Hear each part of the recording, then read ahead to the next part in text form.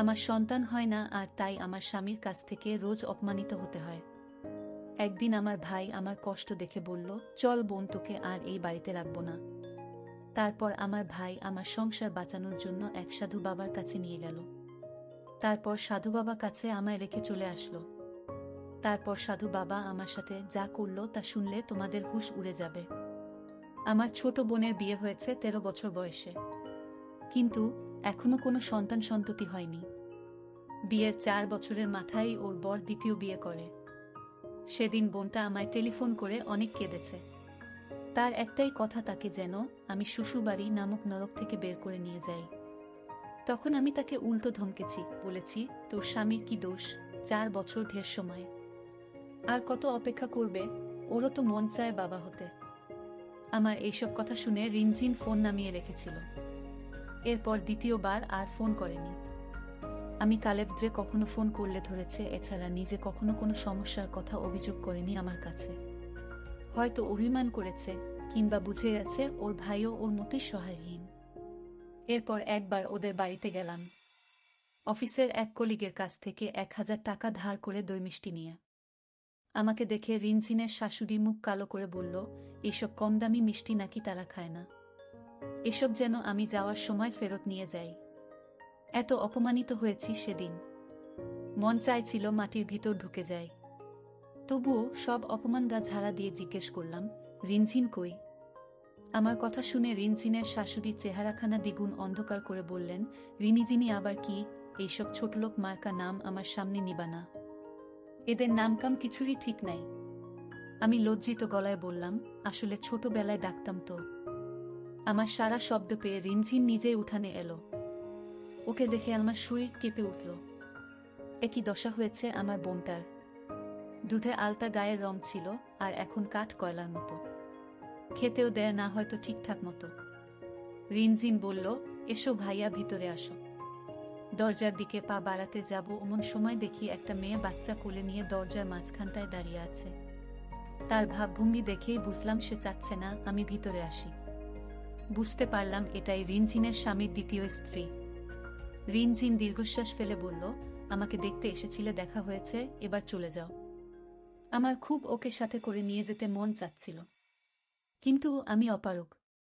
শুধু যেটা পারি সেটা হলো মনে মনে দোয়া করতে, যাতে কারো কপালে আমার মতো ভাই না জুটে, যে বোনকে আগুনে পড়তে দেখতে পারে কিন্তু সাহায্য করতে পারে না। রিনঝিন আমাকে এগিয়ে দিতে এলো রাস্তা পর্যন্ত। দেখলাম ও বেচারি ভালো করে হাঁটতে পারছে না।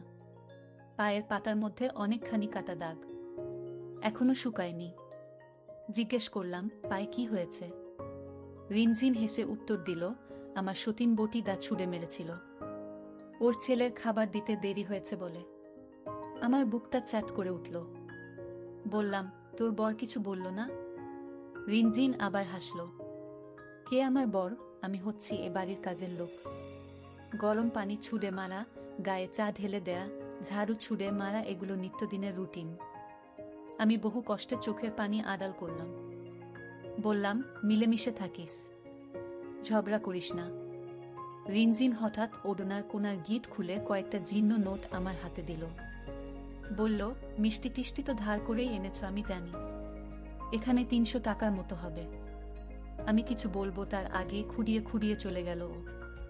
এটাই ছিল শেষ দেখা। এরপর আর 6টা বৎসর দেখা হয়নি। ওদের বাড়ি যেতে সাহসে কুলাতো না। বোনকে এত খারাপ অবস্থায় কোনো ভাই দেখতে পারে? আমার স্ত্রী রোজিকে বললাম, একবার রিনঝিনকে আনি, কয়েকদিনের জন্য। বেচারা ওখানে অনেক কষ্ট পায়, খাওয়াও পায় না ঠিক মতো। রোজি আমার দিকে চোখ রাঙিয়ে তাকালো, বলল, ও কষ্টে আছে, খেতে পায় না। আর তুমি তো লাট সাহেব, টাকার অভাব নেই। মাসের শেষ কদিন কিভাবে সংসার চলবে তার হিসাব মিলাতে গিয়ে আমি ক্লান্ত। আর উনি এই সময় বাড়তি আরেকজনকে ঘাড়ে চাপাতে চাইছে। আমি কাচুমাচু হয়ে বললাম, শুধু 2 দিনের জন্য আনি, আমার ভাগের খাবারটা না হয় ও আর আমি ভাগ করে খাবো। বলতে বলতে আমার চোখ ভিজে গেল। কিন্তু রোজি ঝাঁঝালো কণ্ঠে বলল, তুমি যদি 2 পয়সা বেশি বেতনের চাকরি করতে তবে আমি তোমাকে মানা করতাম না। বোন কেন, তোমার পরিবারের সবাইকে এনে খাওয়াও। কিন্তু তুমি বেতন পাও 10,000, তাই দিয়ে সারা মাস কি চলে? আমাদের 4 ছেলে মেয়ের লেখাপড়া, বাড়ি ভাড়া, গ্যাস, কারেন্টের বিল, আরও কত কি কোনটা আমি বলবো। আর মেয়েরা যে বড় হচ্ছে তাদেরও তো বিয়ে দিতে হবে, সেজন্য তো একটা টাকাও আলাদা করে রাখতে পারো না। লজ্জাও করে না তোমার? আবার বলছো অর্ধেক করে খাবো। রোজির উপর আমি কীই বা বলবো? ও তো ভুলও বলেনি কিছু। রিনজিনকে ফোন করতাম মাঝে মাঝে, খুব তাড়াতাড়ি কথা শেষ করতাম। ভয় হতো হঠাৎ যদি ও বলে, ভাইয়া আমাকে নিয়ে যাও। আমি কই নিয়ে যাব? এভাবে কেটেছে অনেকগুলো বছর।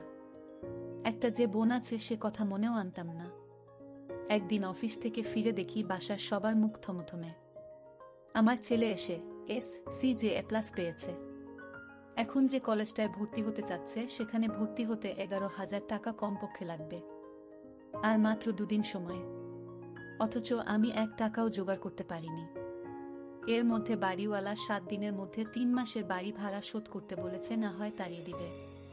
এত টাকা আমি কই পাবো বুঝতে পারছিলাম না। কার কাছে চাইব? হঠাৎ মনে পড়ল বোনের কথা, যার কথা আমি মনে করি না কোনোদিন। রিনজিন কে ফোন করলাম। লজ্জিত হয়ে কিছু টাকা ধার চাইলাম। বললাম ভীষণ প্রয়োজন। ও রাজি হলো। বলল বর রাস্তার কাছে যেতে, কিন্তু ওদের বাড়ি যেন না যায়। একদিক থেকে ভালোই হলো, না হয় মিষ্টি কিনতে আবার টাকা খরচ হতো আমার মতো গরিবের পক্ষে। তবু তো কিছু নেয়া লাগে। সস্তায় কি পাবো করে খুঁজতে গিয়ে ফুটপাতের ধারের একটা কাঁচমালার দোকান পেলাম। সেখানে মেয়েদের পায়ের নুপুর, ঘুঙুর এসবও বিক্রি হচ্ছে। ছোটবেলায় আমার বোনটা খুব সুন্দর নাচত। নুপুর পরে রিনঝিন রিনঝিন আওয়াজ হতো। সেই থেকে বাবা ওকে রিনঝিন ডাকত। এখন বড় হয়েছে, এখন তো আর এসব পরবে না। তাও আমি খুঁজে একজোড়া ঝুমকো ছাড়া নুপুর কিনলাম যেন আওয়াজ না হয়, খুব সস্তায়। সেদিন এই সামান্য উপহার দেখে ও এত খুশি হয়েছিল, আমি কল্পনাও করিনি। এরপর ও আমাকে 12,000 টাকা দেয়। আর জিজ্ঞেস করিনি কই পেয়েছে এত টাকা। খুব দরকার ছিল, ব্যাস নিয়ে নিলাম। এর 2 দিন পর ওর স্বামী আমাকে ফোন করে অকথ্য ভাষায় গালিগালাজ করল। বলল এক্ষুনি যেন ওদের বাড়ি যাই। আমি ওখানে গিয়ে দেখি আমার বোনকে মেরে ও আর কিছু রাখিনি।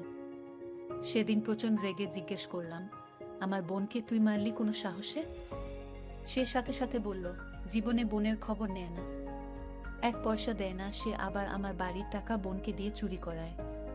তোর বোনের জন্য এত মায়া হলে নিয়ে যা, সাথে করে। এই চোরকে আমি আর পুষব না। মুহূর্তে আমার রাগ পানি হয়ে গেল। অনেক বুঝালাম টাকা ফেরত দিব, কিন্তু লাভ হলো না। হঠাৎ আজ 9 বছর পর রিনঝিন আবার বলল, আমাকে এখান থেকে নিয়ে যাও না তোমার সাথে। আমি তবু বেহায়ার মতো ও বাড়িতে ওর থাকার ব্যবস্থা করার জন্য কেঁদেছি, হাতে পায়ে ধরেছি, কিন্তু লাভ হয়নি। ওর স্বামী হুট করে 3 বার তালাক বলে দিল, মুখের উপর দরজা বন্ধ করে দিল। এখন আমি রিনঝিনকে নিয়েই পথচলা শুরু করলাম। রোজিকে ফোন করে বললাম, কয়েকটা দিন যদি রিন। আমার কথা শেষ না হতেই রোজি চেঁচিয়ে উঠল, ছেলেকে কলেজে ভর্তির চক্করে বাড়ি ভাড়া দিতে পারিনি, তাই সেখান থেকে তাড়িয়ে দিয়েছে। এখন রোজি ছেলে মেয়েদের নিয়ে ওর বাবার বাড়িতে উঠেছে। আমি নতুন বাড়ি খুঁজছি, আর রাতে পার্কের বেঞ্চে ঘুমাই। রিনঝিন বলল, ভাইয়া আমি কি কোনো কাজ পাবো? পড়ালেখাও তো করতে পারলাম বেশি, কি কাজ করতে পারি আমি? তুমি খুঁজে দিবা, আমি তো কিছু চিনি না। আমি দীর্ঘশ্বাস ফেললাম। আমি নিজেই তো।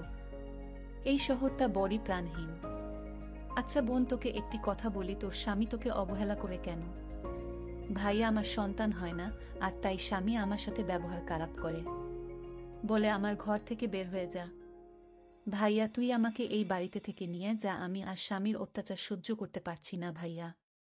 আচ্ছা তুই কোনো চিন্তা করিস না, আমি দেখি কি করতে পারি তোর জন্য।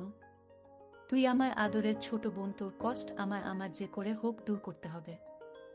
আমাদের গ্রাম ভালো ছিল, যেখানে আমি আর রিনঝিন বড় হয়েছি। সবুজ রঙের সস্তার আইসক্রিমগুলো ভাগ করে খেয়েছি। কেউ কিছু দিলে বাড়ি নিয়ে আসতাম। বোনকে ফেলে একটা খুইও মুখে উঠত না। সেই বোন অসহায় হয়ে কান্না দেখে আমার খুব কষ্ট হচ্ছে। একদিন ভাবলাম আমার বোনকে সাধু বাবার কাছে নিয়ে যাব। দেখি সাধু বাবা কি বলে, আমার বোনের যে রোগ সে সমস্যা সমাধান করতে পারে কিনা। তারপর আমার বোনকে নিয়ে সাধু বাবার কাছে গেলাম। সাধু বাবা বলল, চিন্তা করিস মা, তোর সন্তান হবে। আমি যে নিয়ম তোকে দিব সেই নিয়মগুলো পালন করলেই হবে। তখন আমি বললাম, সাধু বাবা কি নিয়ম? উনি বললেন, দেখ, তোমার বোনকে একদিন আমার কাছে রেখে যেতে হবে। আমি রাতে জিন ডাকব এবং এর সঠিক সমস্যার সমাধান করব। ঠিক আছে সাধু বাবা, আমি আমার বোনকে আপনার কাছে রেখে গেলাম। সাধু বাবা বললেন, যা, তুই কোনো চিন্তা করিস না। তারপর আমার বোনের সাথে যা ঘটল তা পৃথিবীর কোনো ভাইয়ে সহ্য করতে পারবে না। পরদিন ভোরে লোকজনকে বলাবলি করতে শুনলাম, রেললাইনে কাটা পড়ে নাকি একজন মহিলা মারা গেছে। চোখ, মুখ, বডি পুরো থেতলে গেছে, তাই চিনা যাচ্ছে না। আমার বুকটা ধক করে উঠল। আমিও গেলাম সেখানে। ততক্ষণে পুলিশ চলে এসেছে। কেউ বলছে সুইসাইড, কেউ বলছে অন্যমনস্ক হয়ে রেললাইনে বসেছিল। কারো ধারণা কানে শুনতে পায় না। আমি ভিড় ঠেলে এগিয়ে গেলাম। সত্যি চিনার জো নেই। পুরো শরীরের কি অবস্থা, শুধু পা দুখানা অক্ষত, উল্টো দিকে হয়ে বসেছিল হয়তো। আমি তখনও এটা ভেবে সান্ত্বনা পাচ্ছিলাম, এটা রিনঝিন না, অন্য মেয়ে। রিনঝিন হয়তো ফিরে গেছে। হঠাৎ লাশের পা দুটোর দিকে তাকিয়ে দেখি এক জোড়া নুপুর পরা। আমি কিনে দিয়েছিলাম রিনঝিনকে। দুদিনেই রং চটে গেছে। সস্তা বলে কথা। পুলিশ সবাইকে জিজ্ঞেস করছে যারা ছিল, কেউ কি বুঝতে পারছে এটা কে? আমায় জিজ্ঞেস করায় আমি বললাম, এক সময়ের খুব চেনা কাছের মানুষ, কিন্তু বর্তমানের খুব দূরের মানুষ। এতই দূর যে তার খোঁজ নেয়ার সামর্থ্য ও আমার ছিল না। আমার কথা শুনে পুলিশরা ধমকি দিল, পাগল বলে গালি দিল। আমি হাসলাম, ভিড়ের মধ্যে বসে পড়লাম। আসলেই পাগল হয়ে গেছি। না হয় চোখের সামনে কেন ছোট্ট রিনঝিনকে নাচতে দেখছি। চোখ বন্ধ করলাম। রিনঝিন রিনঝিন শব্দ তখনও হচ্ছে। পরিশেষে একটি কথা আপনাদের বলতে চাই, আপনার কখনো ভণ্ড সাধু বাবার কাছে রোগী নিয়ে যাবেন না। তারা চিকিৎসার নামে অপচিকিৎসা করে মানুষের জীবন নষ্ট করে দেয়। প্রিয় বন্ধুরা, আজকের গল্পটি তোমাদের কাছে কেমন লাগলো তা কমেন্ট করে জানাতে ভুলবে না। আর অবশ্যই আমার চ্যানেলটিকে সাবস্ক্রাইব করে পাশে থাকবেন। ধন্যবাদ।